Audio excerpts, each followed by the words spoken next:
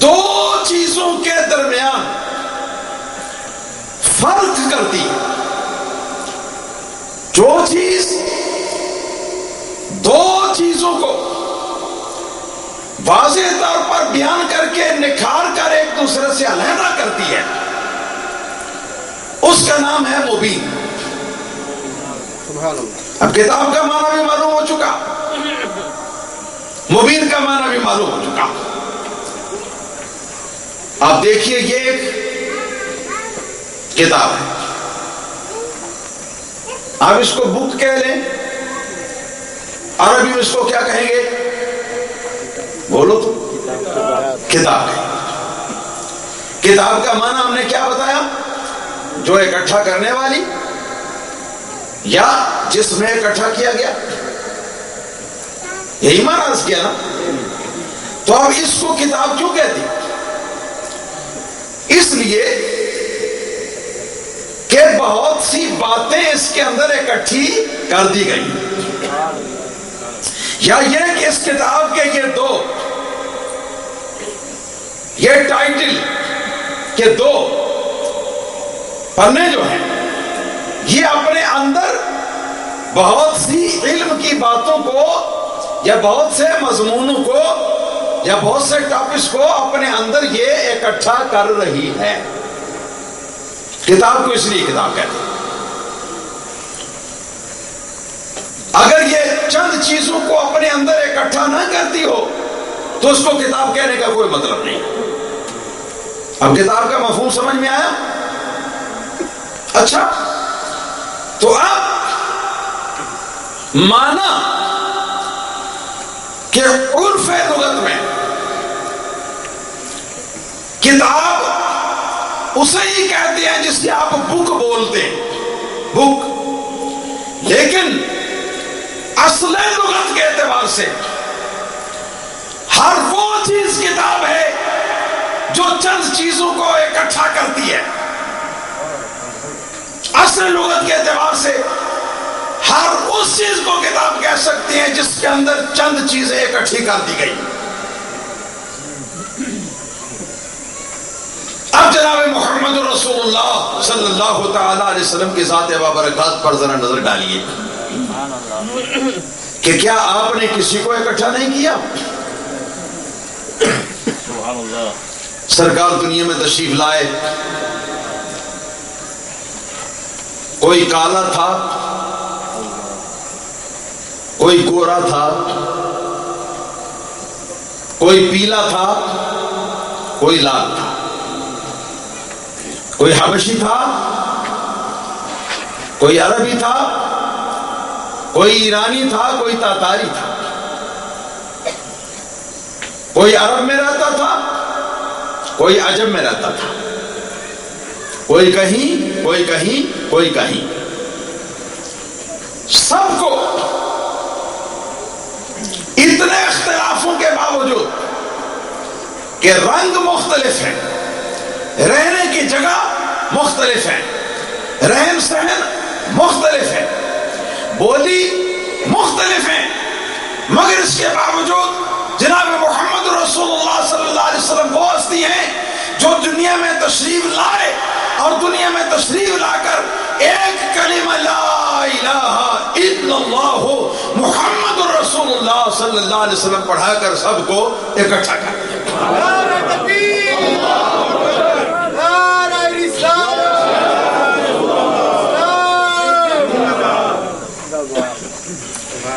نہ کوئی بندہ رہا نہ بندہ نواز, تیری بارگاہ میں دونوں ایک ہوئے ہیں بے نیاز. سرکار دو عالم صلی اللہ تعالی علیہ وسلم نے اس طرح بھی اکٹھا کیا, اور اس طرح بھی اکٹھا کیا کہ عرب کے بہت سارے قبیلے تھے اور ہر قبیلہ, ہر فیملی دوسری فیملی کے ساتھ لڑائی کرتی تھی. اللہ تعالیٰ ان لڑائیوں کی جہالت سے ہمیں بھی نکالے. یہ دراصل دور جاہلیت کی یہ نشانیاں جن کو ہم لوگوں نے لے لیا. عرب کے مختلف قبیلے, مختلف فیملیز آپس میں لڑتے تھے، جھگڑتے تھے، ایک دوسرے کے خون کے پیاسے تھے، مگر جناب محمد رسول اللہ صلی اللہ تعالی علیہ وسلم نے جب ان کو اکٹھا کیا کلمہ لا الہ الا اللہ محمد رسول اللہ صلی اللہ علیہ وسلم پڑھا کر، تو اس کا نتیجہ یہ ہوا کہ دشمن آپس میں ایسے اکٹھے ہوئے کہ ان سے بڑا آپس میں دوست گویا دنیا میں تھا ہی کوئی۔ اس طرح نبی کریم صلی اللہ علیہ وسلم نے ان کو اکٹھا کر دیا۔ اور چلیے اگر سرکار کے اکٹھا کرنے کی حیثیت کو دیکھا جائے تو بہت سے اس کے اندر سلسلے ہیں، بہت سے راستے ہیں۔ ہم سب کو گول کرتے ہوئے ہم ایک خاص بات کی طرف چلتے ہیں، اور وہ یہ کہ سرکار دو عالم صلی اللہ تعالی علیہ وسلم کی ذات بابرکات میں اور کتاب میں یہ ایک قدر مشترک ہے مگر دور کا، کہ یہ بھی جمع کرتی ہے اپنے اندر کچھ مضمونوں کو، سرکار بھی جمع کرنے والے ہیں اپنے پاس لوگوں کو، مگر کتاب کے اندر اگر یہی قدر مشترک اور سرکار کی ذات کے اندر ذرا اور قریب سے دیکھا جائے تو کتاب جمع کرتی ہے اپنے اندر علم کی باتوں کو۔ ایک کتاب کے اندر علم کی کئی باتیں ہوتی ہیں اور کتاب ان کو اکٹھا کیے ہوئے اپنے اندر، یہ کتاب کے اندر وہ اکٹھی کی گئی ہیں، وہ جامع ہے یا مجموع ہے، اس میں فاعل یا اس میں مفعول، دونوں میں سے کوئی بھی لے لو، مفہوم ایک ہی جگہ پر پہنچ جاتا آخرکار۔ اور سرکار دو عالم صلی اللہ علیہ وسلم اس حیثیت سے یہ کہ رب تعالیٰ قرآن کریم میں ارشاد فرماتا ہے وَعَلَّمَكَ مَا لَمْ تَكُنْ تَعْلَمْ وَكَانَ فَضْلُ اللَّهِ عَلَيْكَ عَظِيمًا۔ وَعَلَّمَكَ حضور اللہ تعالیٰ نے سکھا دیا آپ کو، تعلیم فرما دیا آپ کو، کیا؟ ما لم تکن تعلم۔ یا میرے ہاتھوں کی طرف دیکھ رہے ہیں؟ ما لم تکن تعلم، کلمہ ما عام ہے، جو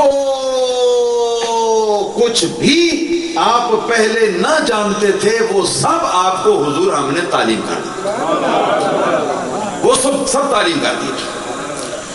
اور اس پر قرآن کی اور آیتیں اور احادیث بھی ناطق ہیں مگر بیان کرنے کا وقت نہیں۔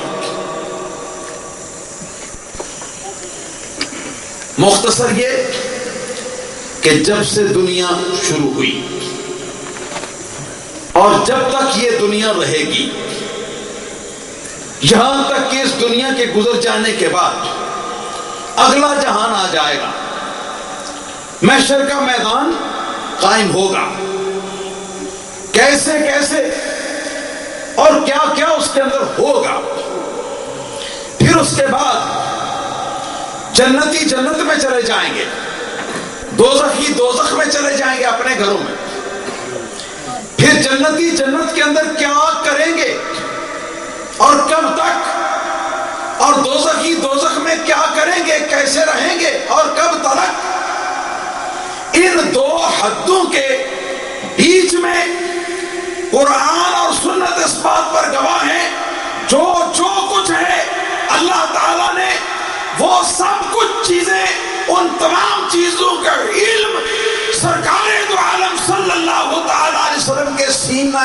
بے کینہ مبارک کے اندر جمع فرما دیا۔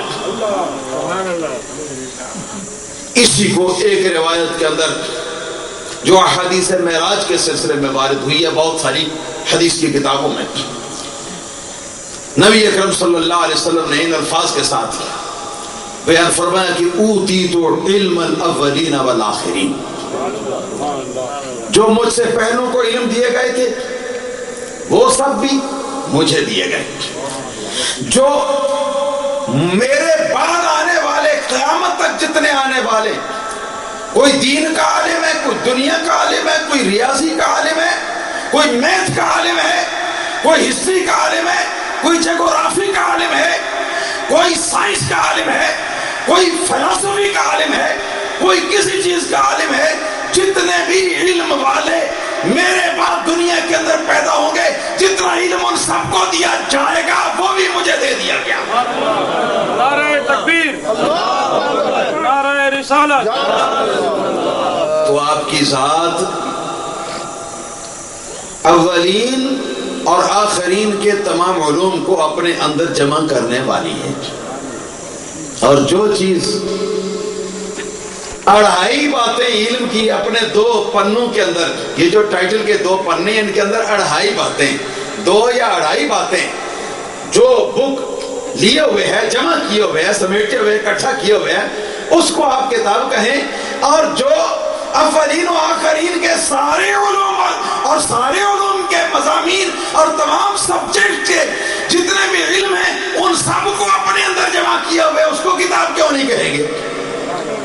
اس کو تو زیادہ حق پہنچتا ہے کہ اسے کتاب کہا جائے، کیونکہ کتاب کا معنی اکٹھا کرنے والی ہے، وہ چیز جس کے اندر اکٹھا کیا گیا۔ اور پھر ایک اور بات ذرا توجہ کی ضرورت ہے، قرآن کتاب ہے، بول، قرآن کتاب ہے، کیوں کتاب ہے؟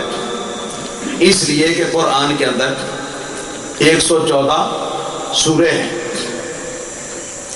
پھر ساری سورتوں کے اندر اگر آیتیں دیکھی جائیں تو وہ 6000 سے زیادہ بنتی،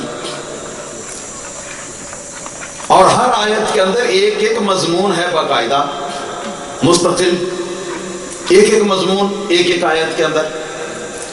تو اتنے مضامین کو، اتنی علم کی باتوں کو قرآن اپنے اندر جمع کرتا ہے، اپنے اندر اکٹھا کیے ہوئے، اس لیے قرآن کا نام ہے کتاب۔ کتاب قرآن کا ذاتی نام اسم عالم نہیں ہے، اصلی نام نہیں ہے، اصلی نام قرآن ہے،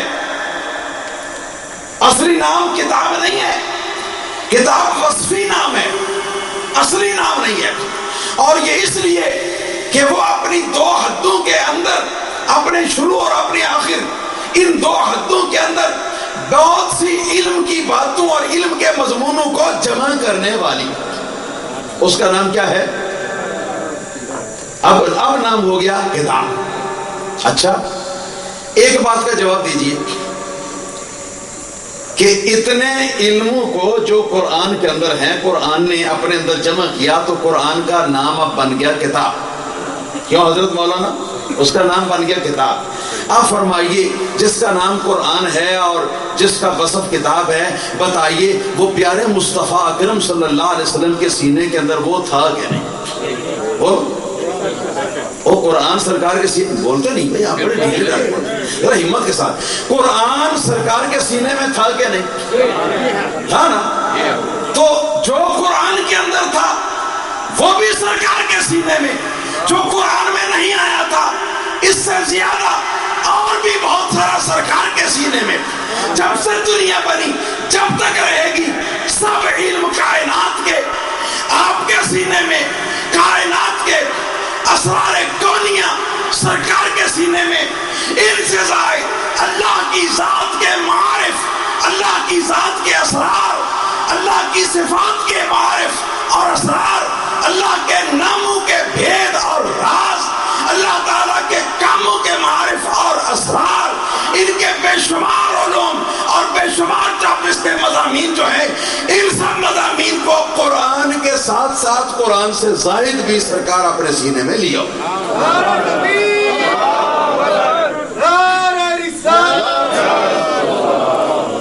تو اب پتہ چلا کہ قرآن کے اندر جو علوم ہیں وہ کم ہیں، ان کو جمع کر کے پھر بھی قرآن کا نام کتاب ہے۔ سینہ بے کینہ مصطفیٰ صلی اللہ علیہ وسلم والی جو کتاب ہے، اس کے اندر قرآن والے بھی سارے علوم ہیں، ان کے علاوہ اور علوم بھی ہیں، ان کے علاوہ اور علوم بھی ہیں۔ آپ فرمائیے کہ قرآن کو اگر کتاب کہہ سکتے ہیں اس لیے کہ اس میں کئی مضمون اکٹھے ہیں، تو سرکار دو عالم صلی اللہ علیہ وسلم کی ذات کو کتاب کیوں نہیں کہہ سکتے کہ اس کے اندر اس سے بھی زائد علوم ہیں، اس سے بھی زائد علوم ہیں۔ اور رہی بات مبین کی، کتاب مبین، مبین کا معنی تفصیل سے میں نے عرض کر دیا.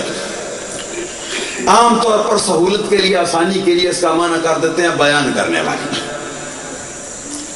تو قرآن ایسی کتاب ہے جو بیان کرتی. کتاب مبین، قرآن کتاب مبین ہے. کیا معنی؟ قرآن ایک ایسی کتاب ہے جو، بولو کیا کرتی ہے؟ بیان کرتی. بیان کرتی. اور میں کہتا ہوں کہ حضرت رسول خدا صلی اللہ تعالی علیہ وسلم بھی بیان کرتے ہیں. آپ بیان نہیں فرماتے؟ قرآن بیان فرماتا ہے، مصطفیٰ صلی اللہ علیہ وسلم بھی تو بیان فرماتے. مگر فرق ہے عقل والو، ذرا غور کر لو. فرق ہے، بے شمار فرق ہے. قرآن کیسے بیان کرتا ہے؟ قرآن ایسی طرح بیان کرتا ہے کہ قرآن کا بیان جو ہے اس کو پانے کے لیے سب سے پہلے ضروری یہ ہے کہ آدمی 2 آنکھ پڑھنے کے لیے اور تندرست دماغ سمجھنے کے لیے اور قرآن کو پڑھنے کا ڈھنگ اور قرآن کے معنوں کو سمجھنے کے لیے استعداد اور اس کی استطاعت جو ہے، ان ساری چیزوں کو ساتھ لے کر کے آئے. اور پھر اس کے ساتھ ساتھ آنکھوں میں بھی روشنی ہو، اور باہر یا سورج کی روشنی ہو یا پھر چاند کی ہو یا پھر ٹیوب لائٹ اور کسی چیز کی روشنی. پھر اس کے بعد قرآن کریم کو یوں کھول کے سامنے رکھیں گے، ٹھیک ہے نا جی، رکھ کے پڑھیں گے. اعوذ باللہ من الشیطان الرجیم، بسم اللہ الرحمن الرحیم، الحمد للہ رب العالمین الرحمن الرحیم پڑھیں گے. اور پھر اس کے معنی کو سمجھنے کی کوشش کریں گے. تو اب قرآن کا بیان ہم نے پا لیا ان شرائط کے ساتھ. اگر یہ شرائط ہمارے پاس جمع نہیں تو ہم قرآن کے بیان کو پا نہیں سکتے.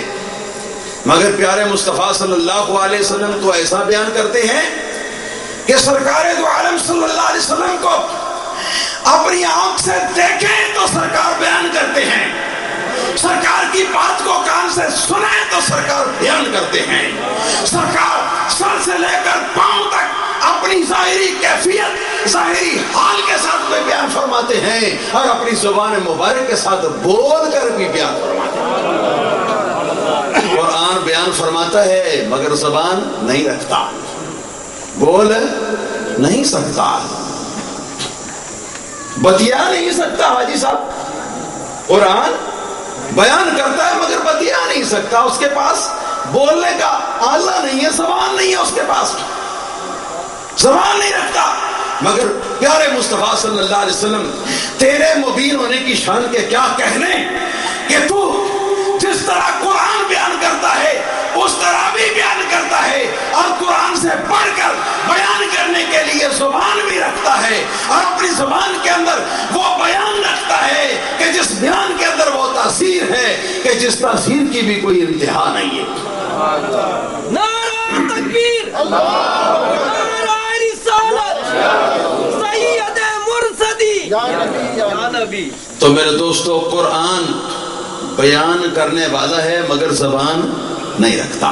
پیارے مصطفیٰ صلی اللہ علیہ وسلم بیان کرنے والے ہیں اور زبان بھی رکھتے ہیں. آپ فرمائیے کہ مبین کا لفظ قرآن پر زیادہ بہتر فٹ ہوگا یا رسول اللہ صلی اللہ علیہ وسلم کی ذات پر زیادہ بہتر فٹ ہوگا؟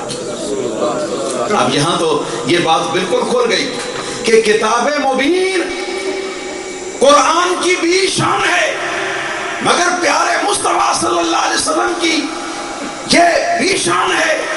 اور قرآن کی شان میں کتاب مبین کہا جائے بالکل صحیح ہے، بالکل درست ہے. مگر رسول اللہ صلی اللہ علیہ وسلم کی ذات کو اگر کتاب مبین کہا جائے تو قرآن کو کتاب مبین کہنے سے بھی زیادہ سچائی ہے اس میں، اس سے بھی زیادہ درستی ہے اس میں، اس سے بھی زیادہ یہ بہتر ہے. قد جاءکم من اللہ نور و کتاب مبین، بے شک آ گیا تمہارے پاس اللہ کی طرف سے ایک نور وہ کون؟ جناب محمد مصطفیٰ صلی اللہ علیہ وسلم کی ذات پاک. اور ایک کتاب مبین، وہ کون؟ وہ بھی محمد مصطفیٰ صلی اللہ علیہ وسلم کی ذات پاک.